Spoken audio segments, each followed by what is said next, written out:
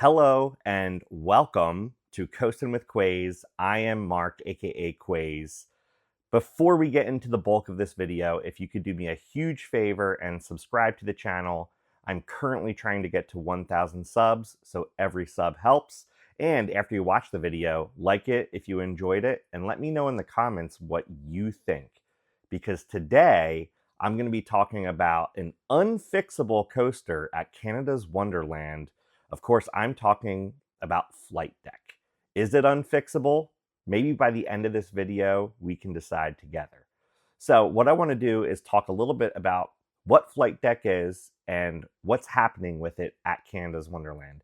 If you do not know, the roller coaster Flight Deck is a Vekoma manufactured SLC or suspended looping coaster. This model of coaster was known in the 90s for being a coaster that they pretty much cloned at a million different parks.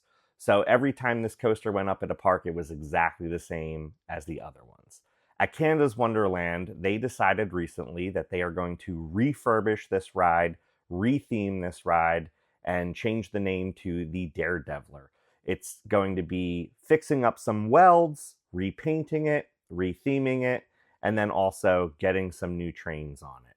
Now, they've done this at other parks in the past where they've refurbed this coaster or this type of coaster. So we'll see if this one in Canada's Wonderland is going to be worth the refurb, but I don't know if it is. First, I think we should talk a little bit about pretty much why Vekoma SLCs completely suck.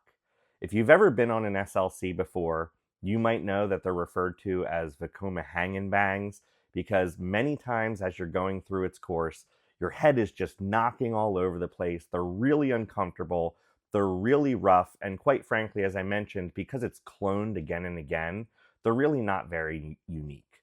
If you've been on something similar like a B&M Invert, for example, so something like Raptor at Cedar Point, Montu at Busch Gardens Williamsburg, Talon at Dorney Park, or any of the Batman clones at many of the Six Flags parks, you'll know that those rides are super, super smooth, super forceful, and super enjoyable. I've been on quite a few Vekoma SLCs, and if I'm being completely honest, I don't know if I've really enjoyed any of them.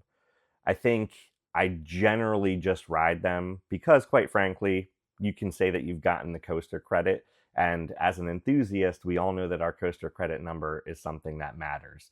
But every time I get off of them, I'm just like, why did I do that? The funny thing is that many of them are called mind eraser, and quite frankly, after I get off of some of them, I feel like my mind has been erased a little bit. So what is Canada's Wonderland going to do to fix this ride or refurb it? I think the biggest thing is that they're putting new trains on it. So this has happened many times before. Mind Eraser at Six Flags Darien Lake got new trains. Some of the other SLCs, like the one that was at Six Flags America near DC, got a retheme and new trains. And then Riddler Revenge is another one. Those new trains tend to have a softer over-the-shoulder vest restraint. And yes, it is more comfortable. You don't have the old-fashioned restraints kind of next to your head. So it does get rid of that hang and bang component. But I don't know that I would say that it really makes the ride experience that much better. The one at Six Flags America, I thought that it was completely rough, even with the new restraints. I don't know if that ride was refurbed with welds and things like what they're doing at Canada's Wonderland. But if it was, it didn't make the ride much better. Same thing with Mind Eraser at Six Flags Darien Lake. I rode that ride one time, and if I'm honest, I don't think I will ride it again if I go back to Darien Lake. The only Vekoma SLC that I think was actually somewhat enjoyable was Riddler Revenge at Six Flags New England. I actually recently rode that in April of 2026, and I thought that the ride was okay. It wasn't as rough as I remembered it being, and it was an intense ride. If Vekoma SLCs are known for anything, is that they do pack the intensity, so it had that to it. Now, it was early in the season. It was a cooler day. If it's running hotter and it's running faster in the summer months, does it get a little bit rougher? Maybe, maybe not. But that was the only one that I thought was really okay. So, do I think that it is worth it for Canada's Wonderland to fix this ride, refurb it, and retheme it? I'd say no. If it was up to me, I would just get rid of it and I would put something different in. I mean, we haven't seen a B&M invert in a really, really long time. Newest one that I know of that was a ground up ride would probably be Banshee at Kings Island, and that's a great ride. So if Canada's Wonderland got rid of Flight Deck and put one of those in, I think that that would be awesome. Canada's Wonderland already has a ton of B&Ms. They've got Yukon Striker, they've got Leviathan, they've got Behemoth.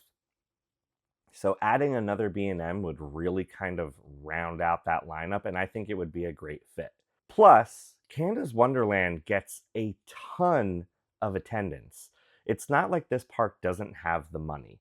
And I know that, Cedar Fair and Six Flags have recently merged, and so they might be pooling the money for the corporation as a whole and then reallocating funds to put new rides and new coasters at different parks. I totally get that. But Canada's Wonderland, since Cedar Fair took over, has done a really good job of adding new coasters. I mean, you've had Behemoth, Leviathan, Yukon Striker, and then in 2025, they added Alpenfury. And all four of those rides are excellent. So I could see this park getting something new. There are rumors that this park might get something new in 2027 or 2028, maybe an RMC. So why do I think Canada's Wonderland is refurbing this ride instead of replacing it? I think that this park is going to be focusing on an investment a couple years down the road. And so instead of taking this ride out and putting in something new that might cost 30 or 40 million dollars, they're just kind of sprucing it up and saying, here you go, we've added something. We're retheming this area of the park to draw people over to this area of the park. And from that standpoint, it does kind of make sense to me. From what I understand, the new trains that they're putting on Flight Deck are the trains from the Vekoma SLC that was at Six Flags America. So since they closed that park, they're just pretty much reallocating things that they already have. And so really to retheme Flight Deck into the Daredeviler, it's probably only costing the park a couple $100,000. Whereas we know that new modern coasters today sometimes cost 20, 30, 40, or $50 million. So I do understand why Canada's Wonderland is doing it. They're taking something they have and refurbing something at a different park instead of essentially just scrapping it. I don't think it's worth it. I don't think that Flight Deck is a fixable coaster. It was a rough ride when I rode it in 2025, and I don't think it's going to get much better. But what do you think? Do you think that this ride is something that was worth fixing? Or do you think that Canada's Wonderland should have just scrapped it and put in something different altogether? If you do think that they should have put something different altogether, what do you think it should have been? Should it have been a B&M invert? Should it be something different like a Vekoma tilt coaster? I mean, even if you go with the Daredeviler theme, I think something like a Vekoma tilt would totally make sense, thinking about an airplane diving and doing acrobatic tricks. So let me know in the comments what you think, if it's worth it or not. And until next time, keep on coasting.